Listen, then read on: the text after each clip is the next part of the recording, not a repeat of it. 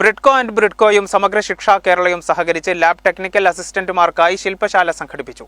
കാക്കഞ്ചേരി കിൻഫ്ര പാർക്കിലെ Britco&Bridco ആസ്ഥാനത്താണ് ശില്പശാല നടക്കുന്നത്. VHSC assistant director M. Ubaidullah ഉദ്ഘാടനം ചെയ്തു.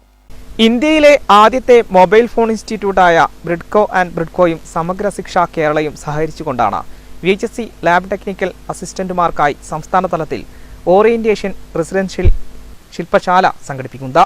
കാക്കഞ്ചേരി കിൻഫ്ര പാർക്കിലെ Britco&Bridco ഓഫീസിൽ വച്ചാണ് ട്രെയിനിംഗ് നടക്കുന്നത്. 3 ദിവസങ്ങളിലായി നടക്കുന്ന training class VHSC assistant director M. Ubaidullah ഉദ്ഘാടനം ചെയ്തു. പഠിച്ചു കഴിഞ്ഞാൽ നമുക്ക് പ്രാക്ടിക്കലി കാര്യങ്ങൾ ചെയ്യാൻ പറ്റും. അല്ലെങ്കിൽ നല്ല സർജന്മാരാവും, പക്ഷെ എന്തിനാണ് ഈ വയറ് കയറുന്നതെന്നുള്ള കാര്യം അറിയാത്തൊരു സിറ്റുവേഷൻ വന്നിരിക്കാം.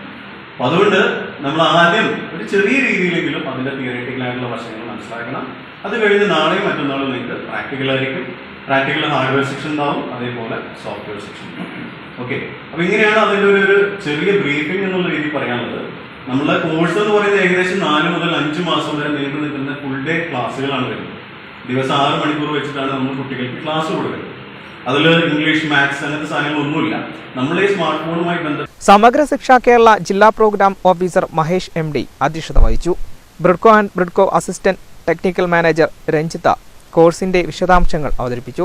ശില്പശാലയിൽ സംസ്ഥാനത്തെ വിവിധ ജില്ലകളിൽ നിന്നായി ലാബ് ടെക്നിക്കൽ അസിസ്റ്റന്റുമാർ പങ്കെടുത്തു. മാർച്ച് 20-ന് ആരംഭിച്ച ശില്പശാല 22-ന് സമാപിക്കും. ബഷീർ, അനൂപ് എന്നിവർ നേതൃത്വം നൽകി.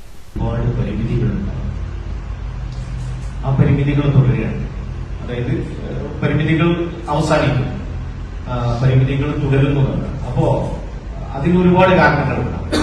നമ്മളതൊക്കെ വിലയിരുത്തുമ്പോൾ അങ്ങനെ ആയിക്കൂടെ എന്ന് നമുക്ക് ചോദിക്കാനുണ്ടെങ്കിൽ കൂടി അങ്ങനെ ആകാൻ കുറച്ച് പ്രയാസങ്ങളുണ്ട് എന്നുള്ള ഒരു അടിസ്ഥാനപരമായിട്ടുള്ള കാരണങ്ങളുണ്ടാവും.